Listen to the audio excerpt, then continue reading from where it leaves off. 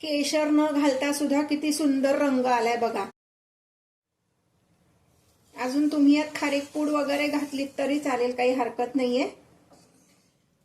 उपवास म्हटलं की आपल्या डोळ्यासमोर तेच तेच पदार्थ येतात, म्हणून आज मी तुम्हाला एक उपवासाचा वेगळा पदार्थ दाखवणार आहे।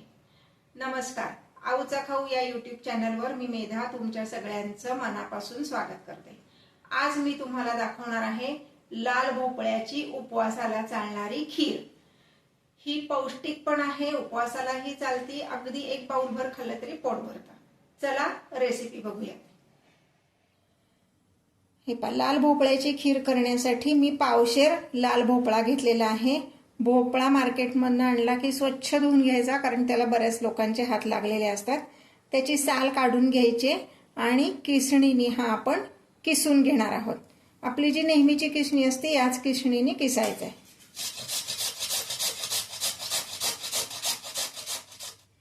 गॅसवर मी एक स्टीलची कढई ठेवली आहे, त्यामध्ये फक्त 2 चमचे एवढं तूप घातलेलं आहे। आता त्यामध्ये हा किसलेला भोपळा आपण घालणार आहोत आणि तो परतून घ्यायचा आहे व्यवस्थित। गॅसची फ्लेम बारीकच ठेवायची, फार मोठा गॅस करायचा नाहीये, कारण स्टीलच्या कढईत काय होतं, पदार्थ करपतो खूप मोठा गॅस ठेवला की। त्यामुळं लो फ्लेमवरच सतत हलवत आपण हा किस शिजवून घेणार आहोत।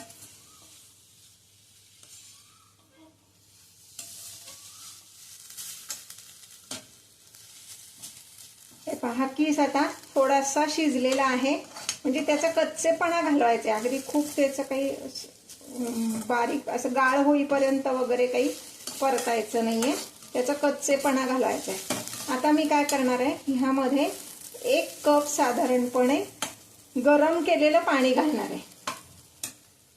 गरम पाणी का घालायचं ते पण सांगते।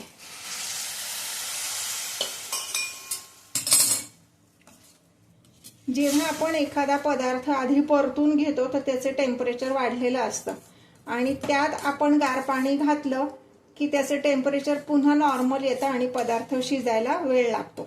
ही अगदी महत्त्वाची टिप कुठल्याही पदार्थांसाठी लक्षात ठेवा। म्हणून मी हा गरम केलेलं पाणी घातलंय 1 कप।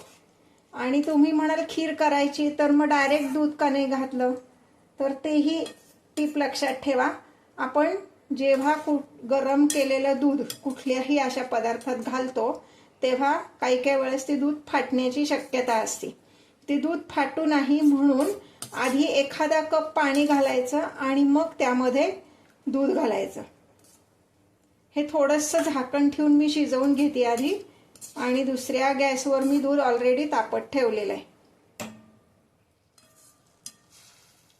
हे पहा, भोपळा व्यवस्थित शिजलेला आहे। अजून ह्यात पाणी आहे, पण दूध घातल्यानंतर आपण ते पुन्हा व्यवस्थित उकळणार आहोत। आता ह्यामध्ये मी अर्धा लिटर दूध घालणार आहे। दूध मी ऑलरेडी एकीकडे तापत ठेवलं होतं, ते गरम दूधच मी यामध्ये घालणार आहे।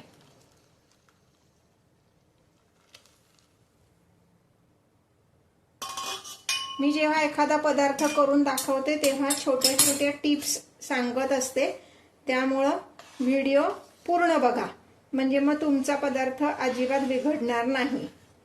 जसं मी मगाशी सांगितलं, कुठलाही पदार्थ करताना आपण जर भाजला असेल तर त्यात गरम पाणीच घालायचं, म्हणजे त्याचं टेम्परेचर मेंटेन राहतं। कुठलीही खीर करताना आपण त्यामध्ये आधी थोडंसं पाणी घालायचं आणि मग दूध घालायचं, म्हणजे मग ती खीर फाटत नाही। आता मी हे छान एक 5 मिनिट तरी उकळवणार आहे, म्हणजे थोडंसं त्यातलं दूध आटेल। मीडियम फ्लेमवर उकळून द्यायचे। दूध उकळत आहे तोपर्यंत पुढची तयारी करूयात। एक 10 ते 12 काजू घेतलेत, 7-8 बदाम घ्यायचे आणि 2 वेलदोडे घ्यायचे। हे सगळं भरड काढणार आहे, माझ्याकडे वेगळी पूड शिल्लक नाहीये म्हणून मी आताच वेलदोडे घातलेत।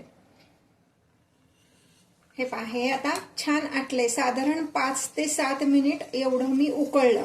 एवढं का उकळायचं, तर आपण आधी पाणी थोडंसं घातलं होतं, ते सगळं आटलं पाहिजे। कारण साखर घातल्यावर पुन्हा साखरेचं पाणी होतं आणि हे पातळ होतं, म्हणून 5 ते 7 मिनिट मी हे छान उकळून घेतलं. आता ह्यामध्ये मी साखर घालणार आहे. साधारणपणे 5 टेबलस्पून एवढी साखर घालायची. अर्धा लिटर दुधाची खीर करायची असेल तर 5 टेबलस्पून हे परफेक्ट गोडीचं प्रमाण आहे. हे साखर घातल्यानंतर साखर विरघळेपर्यंत पुन्हा आपण हे शिजवणार आहोत. केशर न घालता सुद्धा किती सुंदर रंग आलाय बघा. भोपळ्याला छान रंग असला की खिरीला सुद्धा छान रंग येतो. यामध्ये मी घालणार आहे मगाशी जे आपण काजू, बदाम आणि वेलचीची पूड केली होती. पूड म्हणजे अगदी पूड नाही करायची, भरड करायचे, ते आपण ह्यात घालणार आहोत.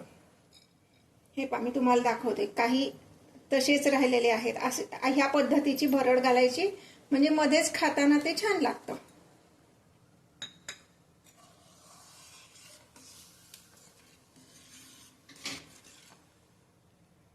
अजून तुम्ही यात खारीक पूड वगैरे घातलीत तरी चालेल, काही हरकत नाहीये. पण खारीक पूड घातली तर साखरेचं प्रमाण थोडंसं कमी करा.